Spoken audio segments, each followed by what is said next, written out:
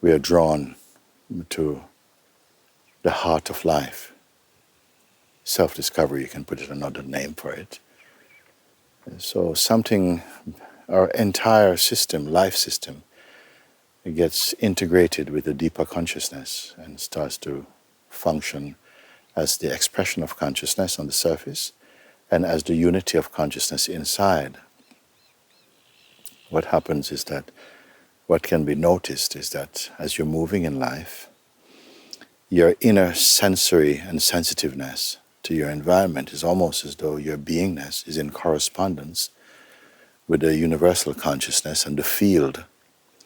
So rather than feeling that you're relying on knowledge which is shaped in the head, very controversial, very opinionated, you're more moving by a kind of intuition, an inner sense to move in a way, and you trust it. You move with that. You don't know, it doesn't announce if you go here, this is going to happen, if you do that. It may do that in some cases, but largely it doesn't need to do that if you are receptive to it. So one finds oneself just moving, and then what happens, you come into the more auspicious unfolding, whereby your being can recognize, but this is by God, this is by the grace. This is not something created in the mind or the person. This is just life unfolding, and with such a sweet harmony, not necessarily a fluffy sweetness, but something that feels credible and potent and complete and fulfilling.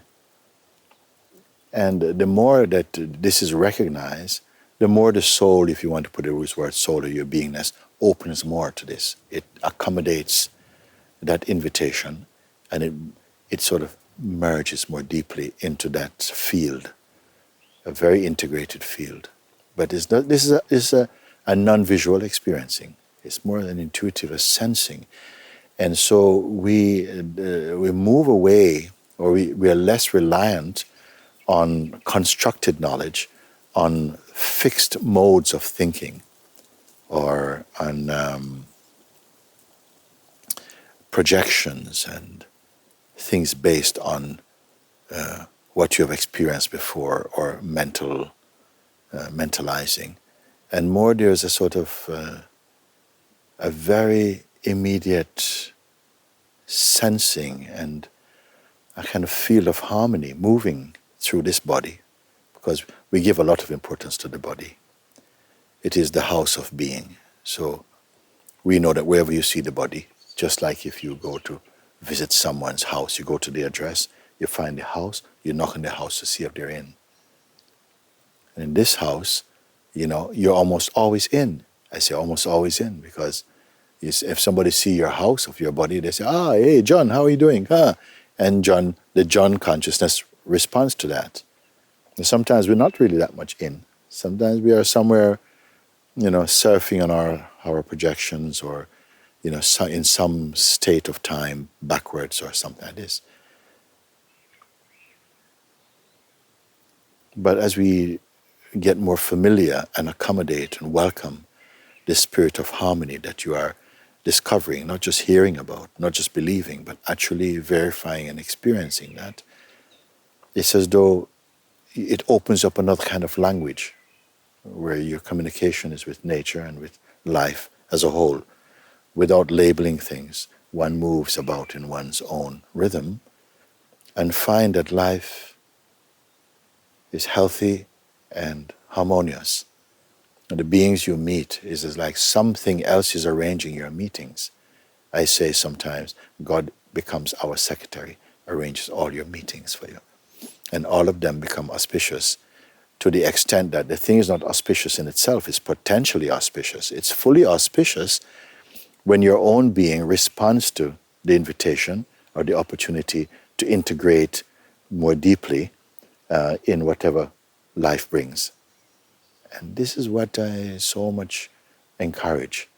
Not for some outcome in the visual situations around you, like, now this is better and so on. Yes, that's part of it. That's part of the fruit of that. But more inwardly, one rests in a in a state of equanimity, of an inner, almost a kind of emptiness, which is not preoccupied with projections and fear and anxiety, but there's a natural confidence. You may call that faith, and a growing faith, an expanding faith. And the fruit of it is experience as you move in life, so to speak, in this way. And it's very agreeable and something deep. As I say, it's not a fluffy outcome. We're not searching for, oh, yes, everything is so comfortable and sweet. A deeper satisfaction, of a satisfaction based on harmony.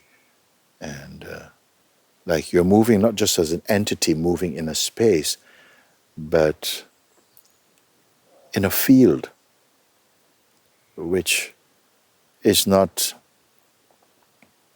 filled only with shapes.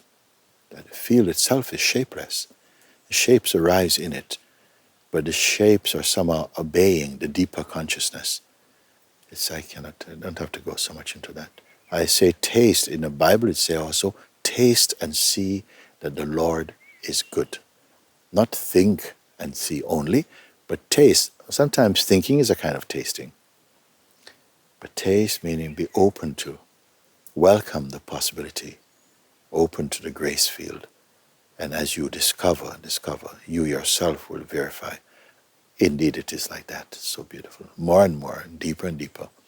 And so what has been previously a focus on events in time and found to be exciting or depressing depending upon what the shape of our projections, that moves in a much more deeper way. And I want that, if you want to say I encourage people to look, to discover for themselves that harmony within and to move in that. They find that there's no real enemies in their life in this way. Everything is a support, everything is a friend or a teacher on the way. And one finds oneself less of some rigid, structured entity, but much more like a flowing space of being. God bless you. Thank you.